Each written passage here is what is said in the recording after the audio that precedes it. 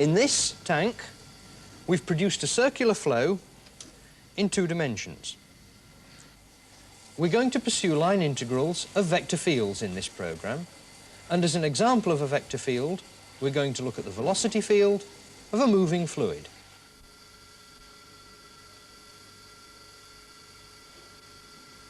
We have a pretty good circle there.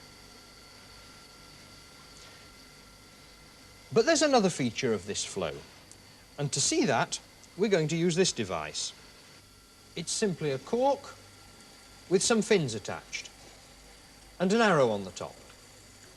And it's carefully weighted so that in water it floats upright with the arrow just above the surface. It's designed like that so that it gets well down into the fluid and it'll detect any rotations that might be about. It's also well away from any peculiar effects that may occur at the surface. So let's pop it in and see what happens. As you can see, it's going round in a circle, but look at the arrow. It's rotating along with the fluid.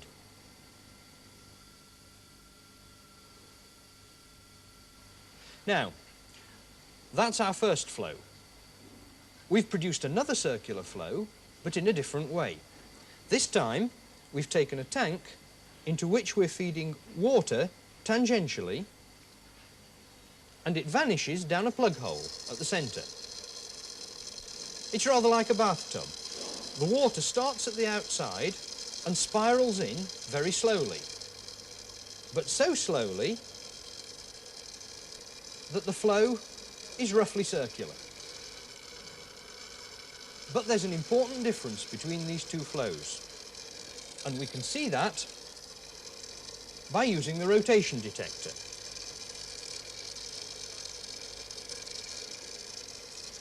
It's going round in a circle, as you might expect, but look at the arrow. It isn't rotating. Why should it do that? The reason must lie in the difference between the velocity fields in each case. We're going to look at those velocity fields and then, for a particular point, from the velocity field, calculate the rotation at that particular point. And we'll start with the stirred flow.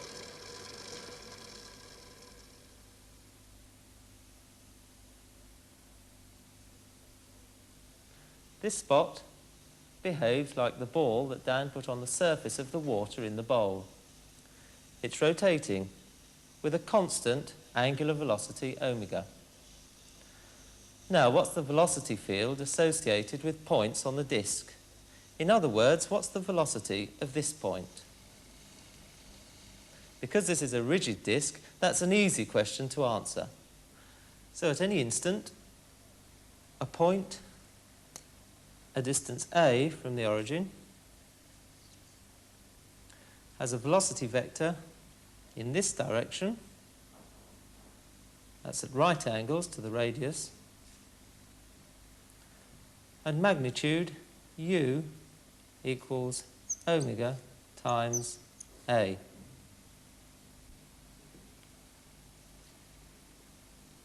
So this is the two-dimensional vector field associated with the spinning disk.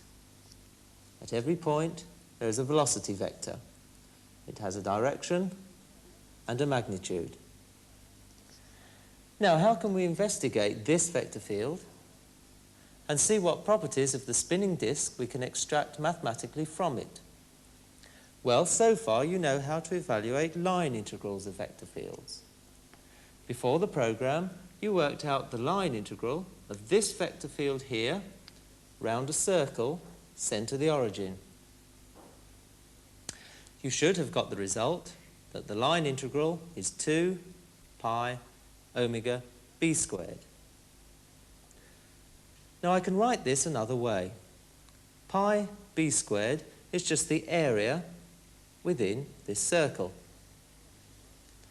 So I can write that the line integral of u is just 2 omega a, where a is this area pi b squared.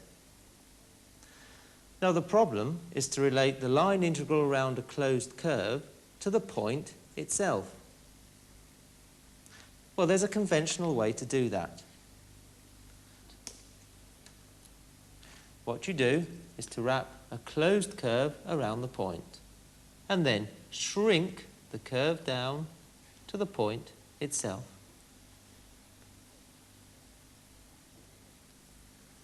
Well, for this example here, what I need to do is to shrink this circle right down to home in on the point. In other words, I want to take the limit as A, the area of the circle, tends to 0. Well, this expression tends to 0 in the limit and gives me 0 for the line integral. However, if I divide both sides of this expression by the area A, then this expression gives me 2 omega. And that is independent of the size of A. So in the limit, as A tends to 0, I have this equals 2 omega. And omega is something which is both observable and measurable. So it looks as if this expression here is going to provide a detector for rotational motion. So John thinks his line integral will give a measure of angular velocity. But there are 2 points that need clearing up. Firstly, he did his line integral round a circle. Would he have got the same answer if he'd chosen some other shape? And secondly, the particular point John chose was the centre. And that's a pretty special point. What sort of an answer would he have got if he'd chosen a point out here? At points out here, the float also spins with the same angular velocity. So, how can we explain that? So there are 2 problems here. There's the curve and the point. Well, let's take one problem at a time. Suppose I choose another shape. Now, we've asked you to evaluate the line integral around a square after the program. You'll find that the value of this limit for a square is 2 omega yet again. In fact, you could take any shape curve around the origin, and the value of this expression is 2 omega. What about a point away from the centre? Well, if I put an arrow on this point on the disk and rotate the disk, we see that the white arrow rotates with the same angular velocity as the black arrow at the centre. So the angular velocity everywhere on the disk is omega. So I should get the same answer for my limit when I move the curve out here. We've asked you to show that after the program. You'll find that the value of this limit is 2 omega yet again.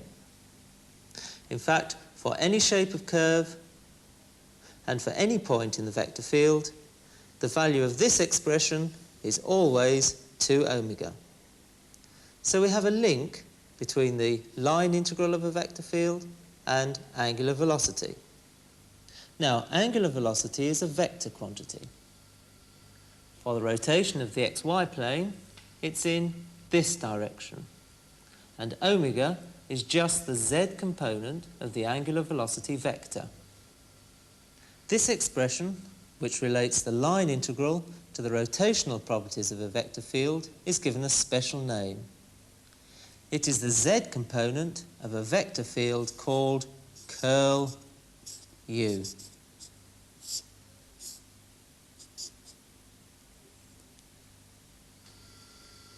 So we've produced a new vector quantity, curl U. And when U is a velocity field, curl U describes some rotational property of the motion.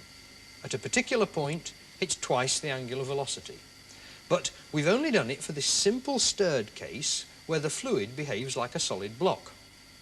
Let's try it for our second experiment. Now, if what John said is true, the fact that there is zero angular velocity means we should end up with a curl of zero. But before we can calculate the curl in this case, we need to know the velocity field. And to find the velocity field, we'll have to do an experiment. A line of aluminium powder is dropped into the water. The powder moves with the flow. Each aluminium particle moves in a nearly circular path, but those near the centre move faster than those near the edge. We can calculate the velocities of these particles by looking at their displacements after a fixed period of time. Look at what has happened after 1 second. A particle starting near the centre of the tank has travelled this distance. A particle twice as far from the centre has travelled a shorter distance. 3 times further out, an even shorter distance. Compare these distances. This particle has travelled only half as far as the particle 1 unit from the centre. So at twice the distance from the centre, the velocity is only half as much. A particle 3 units from the centre travels a distance which is only 1/3 that of the first particle. So at 3 times the distance from the centre, the velocity is only 1/3 as much.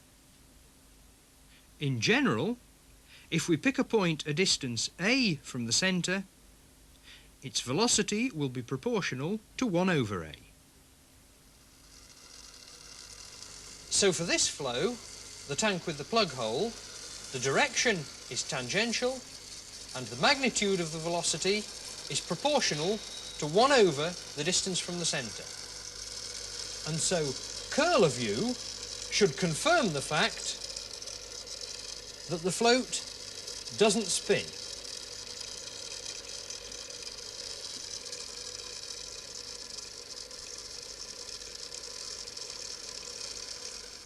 So to calculate curl, we need to evaluate a line integral.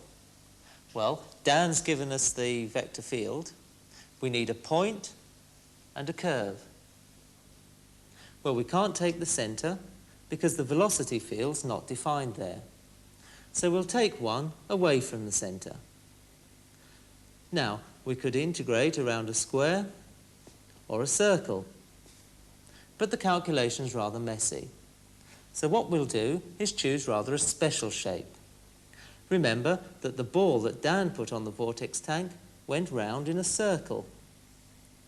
So the shape I'll choose has 2 edges which are arcs of circles, and 2 edges which are part of radii.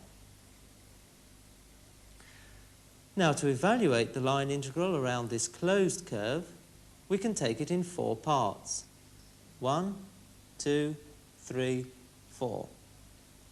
The black arrows show the direction of the velocity vector at 4 points, 1 on each side. And the red arrow represents the directions of delta r. Now we can show that along this side and along this side, the line integrals are 0. Along this side, the line integral is plus c alpha, and along this side, the line integral is minus c alpha.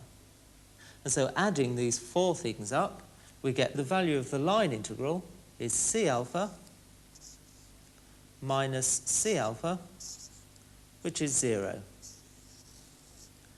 And curl of u for this vector field is the limit of 1/a times this line integral, which is 0. And 0 curl means 0 angular velocity. And that's what we observed in the tank. So, curl did turn out the way we expected. It came out to be 0. Now, I don't know about you, but I'm never completely happy with a result like this until we've tried a different experiment and predicted the answer. So we've got another experiment for you, over here.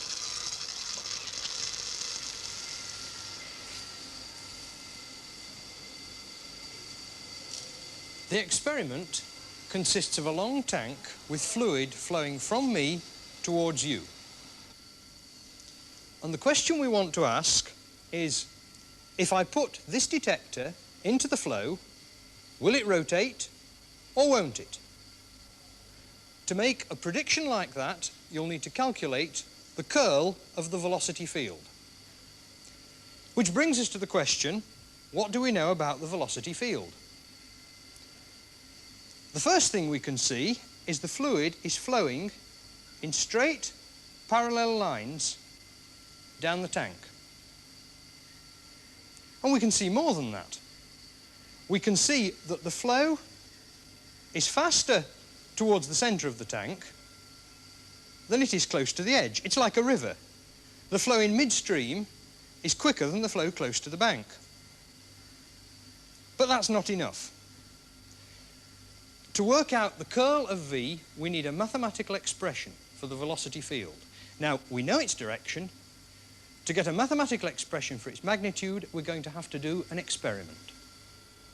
Once again, we drop aluminium powder into the flow. And the further from the edge, the faster the flow. As before, it's the first second we're interested in. A particle starting near the edge moves this distance in 1 second. A particle further from the edge travels a greater distance. We want a mathematical expression for the velocities, so we need axes. The velocity vectors are all in the I direction, but their magnitude varies. The further from the edge, the greater the magnitude. So the magnitude depends on y. In fact, we can show that the velocity a distance y from the edge has magnitude y minus 1/12 y squared. And you can check this if you plot the graph of this expression.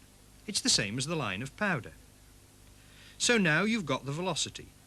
The next step is to work out the curl of this expression. Well, Dan's given me a formula for the flow, but I'm going to be more ambitious. I'm going to take u equals f of y, I, and I'm going to integrate around a rectangle of sides delta x, delta y. The black arrows represent the directions of the velocity field. The red arrows represent the directions of delta r along each of the 4 sides. Now, to evaluate the line integral around the rectangle, we'll take the 4 sides separately. So let's start with this side.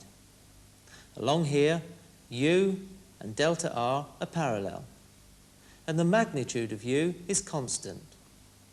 So I can write the line integral along here as f of y minus delta y over 2 times the length of the side, which is delta x. Along this second side, u and delta r are perpendicular, and so the line integral along here is 0. And that's true for the 4th side as well.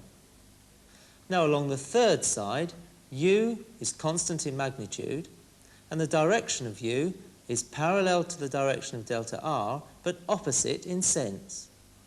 And so the line integral along this side is just minus f of y plus delta y over 2 times the length of the side, which is delta x. Now, to find the curl of the vector field, I need to divide by the area. And the area of this rectangle is delta x times delta y. So we divide the right-hand side by delta x, delta y. And I can divide by delta x. Now, to find the curl, I need to take the limit as a tends to 0. And as the area of the rectangle tends to 0, delta x and delta y tend to 0. And the limit of the right-hand side, as delta y tends to 0, is just minus df by dy. And so for this vector field here, this expression is just the derivative of f with respect to y, with a minus sign in. So let's return to Dan's formula. To work out this limit, we've simply got to take minus the derivative. So we have minus, and this expression is easy to differentiate. It's just 1 minus a sixth y. And this is the z component of curl u.